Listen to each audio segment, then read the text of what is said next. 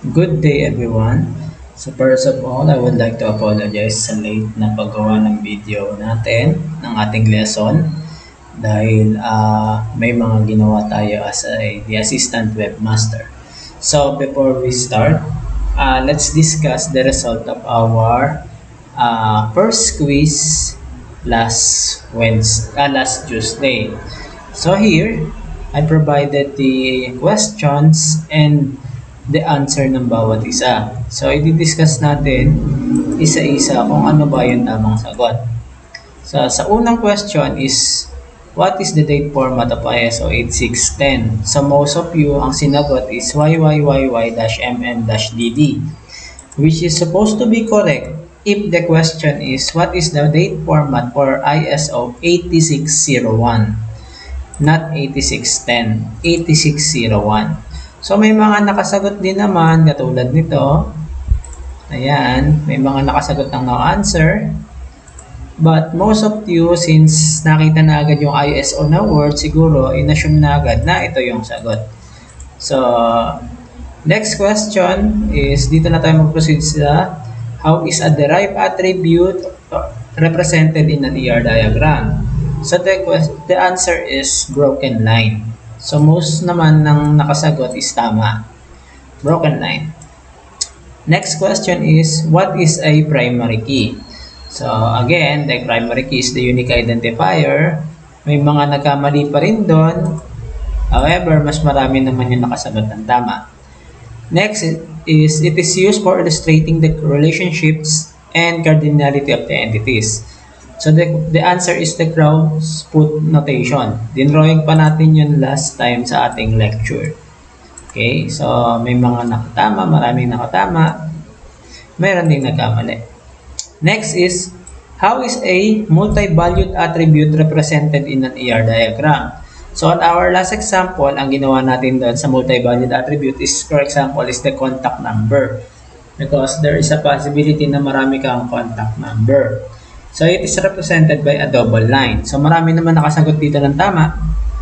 May mga nagkamali pa rin. But anyway, okay lang yon. Next is, how is a primary key represented in an ER diagram? So, ang primary key is represented by an underline. Okay?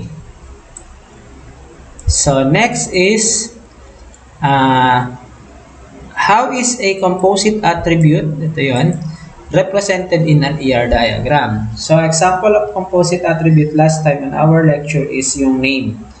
So, composite attribute, pwedeng hati-hatiin yung name, naging first name, middle name, and last name.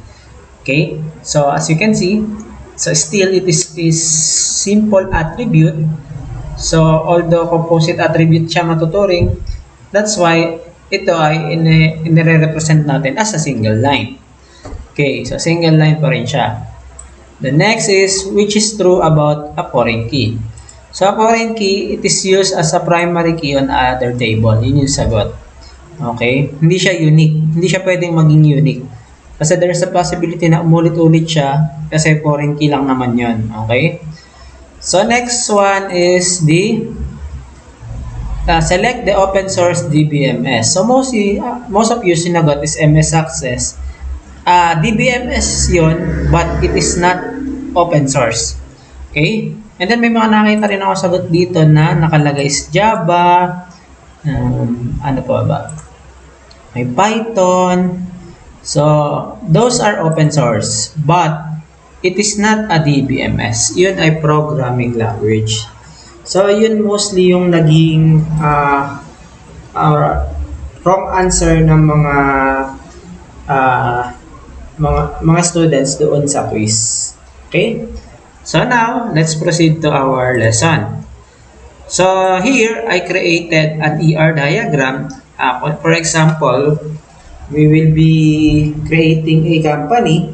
Gusto natin din gawa ng database. Siguro, tungkol sa kainan. So, gagawa ko nyari tayo ng restaurant. So, we will be designing the database for that. As you can see, we have the customer table. Meron tayong cost ID, name na naka-composite attribute. So, hati-hati sa F name, L name, and M name. We have the contact name and the B date. On the other side is we have the products table. So, simple lang yung gagawin nating database para hindi masyadong mahaba yung lesson. So, we have the product ID, product name, and the price. Okay? So, yun yung ating sa products. And then, we have the bridge table here. According to our rule sa bridge table, gagamitin natin as foreign key or mga key niya yung mga primary key ng dalawang table. So, aside from the OID, which is his primary key, or its primary key, we have the foreign key na product ID and cost ID from the customer and the products. We have the O date and the quantity. Okay? So now, given that ER diagram, we will be designing the actual database. So, dito, matututunan din natin yung mga do's and don'ts ng pagde-design ng database. Okay? So, let's proceed to our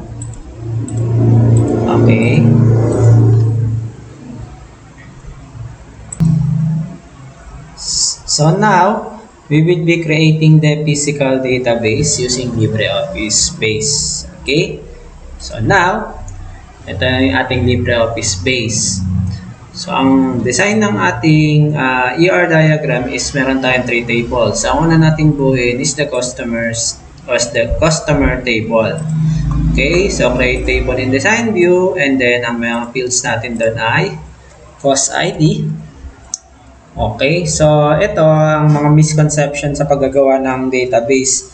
So mostly ang iniisip ng iba, pag primary key, lagi dapat number. So hindi siya totoo. So we can create a primary key na varchar. Okay? So for example, I will be creating a primary key na naka-varchar na may length na 20. So gawin natin siyang primary key. And then we have this composite attribute. So isusulat lang natin yung ating fname. So let's leave the default na 100. Then lname. And then mname. Okay. Next is we have the contact number.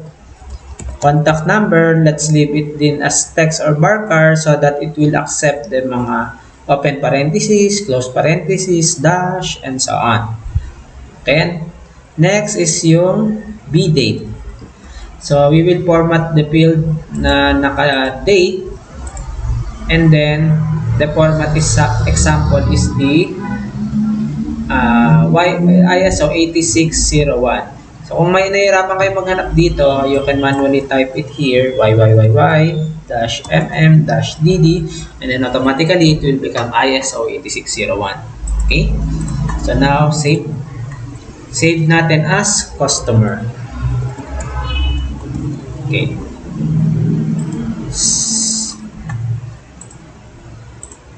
Okay, so now, we have the customer table. So, maglagay lang tayo. Kunyari, ako yung unang customer. So, customer A0001. So, James, buhay natin. James Angelo. Aves, middle name is Vidalio. So, kung sa natatanong ng lahat, ang initial nun is Java. James Angelo Vidalio Aves. Okay? So, programming language din, di ba? So, contact number is 975-603-8227. Then, birthday is 2000-0101. So, let's leave it na ganun na lang. Okay. So, let's create another one. So, A0002. Makakita natin siguro na 1 3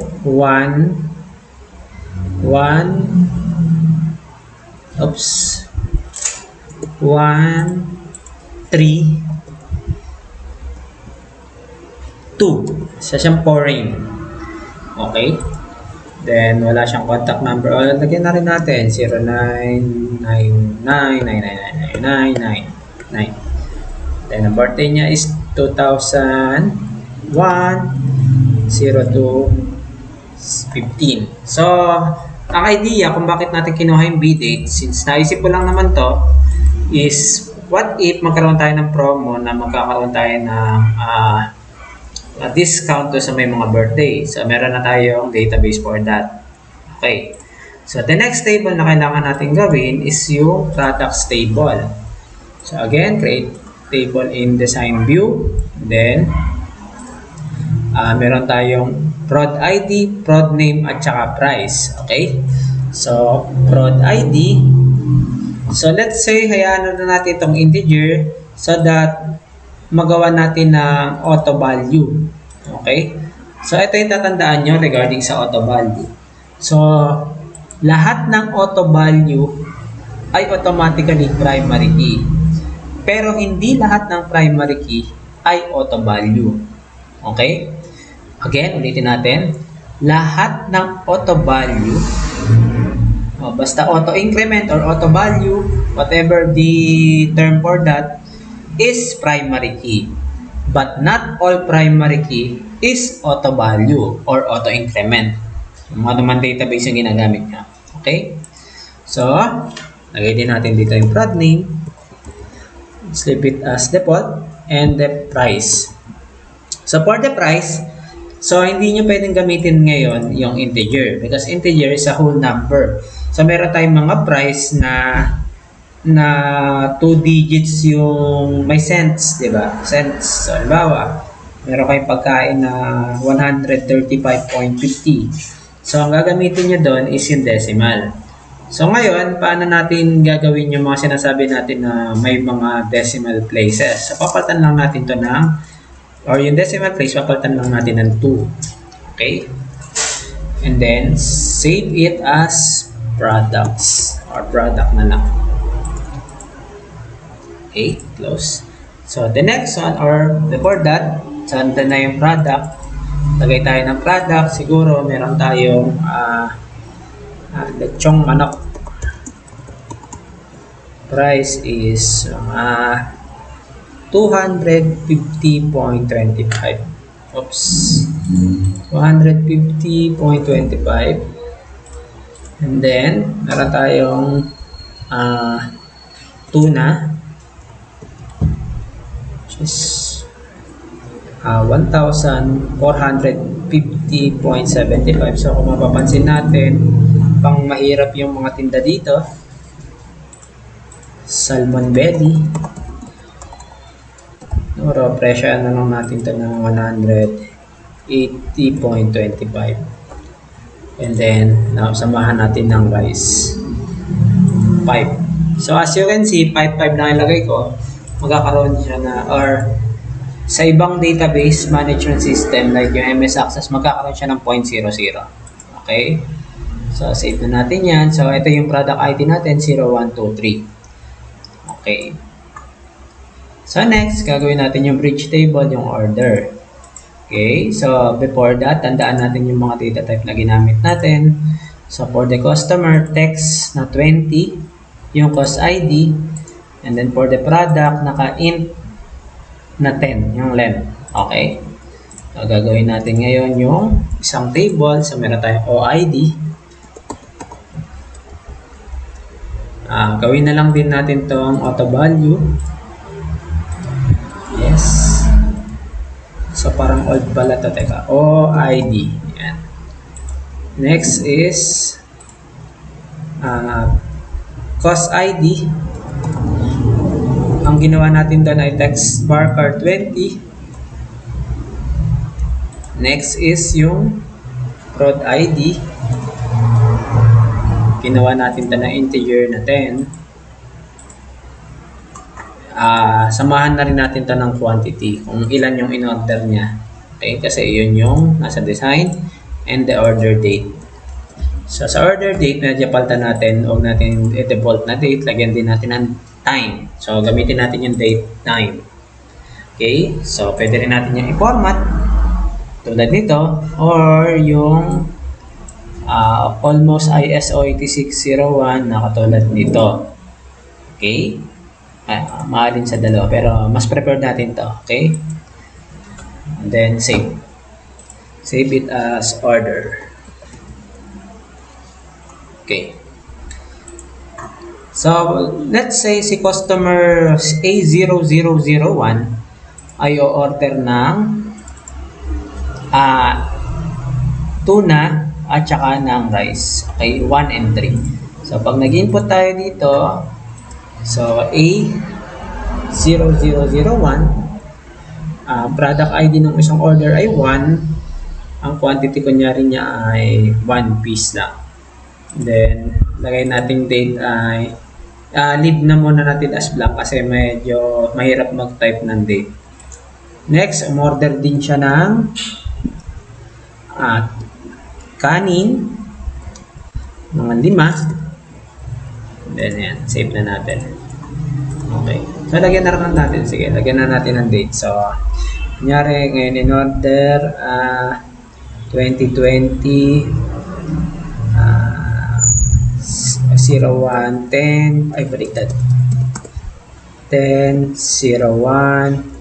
then 193700.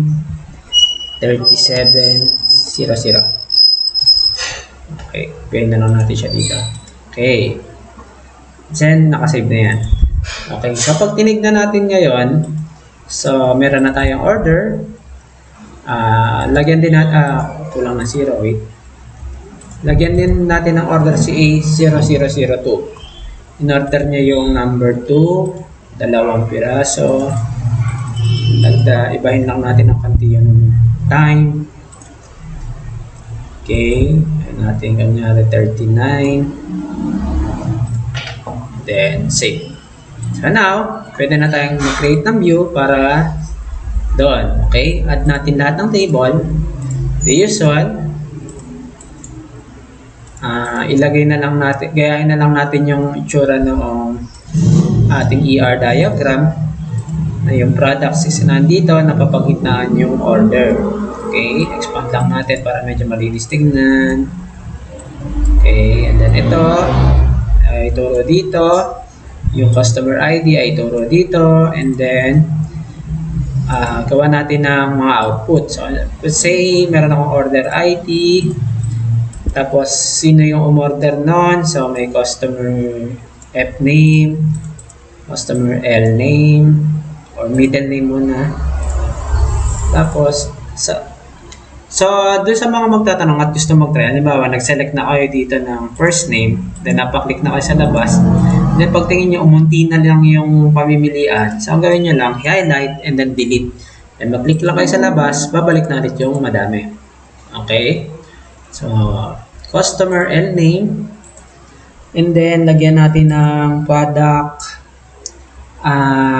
name, ano yung in-order niya, magkano yung in-order niya, ilan yung in-order niya, at kailan niya in-order. Yun.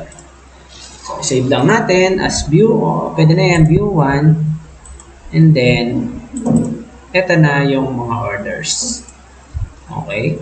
So, kung meron tayong, or pag dumating na tayo dun sa gagawa tayo, regarding nga pala dito sa output, magtataka kasi yung kayo kung, sir, bakit yung format natin sa database is parang ISO 8601, pero pagdating dito, hindi. So, ito yung problema sa output ng mga LibreOffice base or ng Access. So, to change that lang naman, right-click lang natin and then column format lang. And then, hanapin lang ulit natin yung format na gusto natin doon. Okay?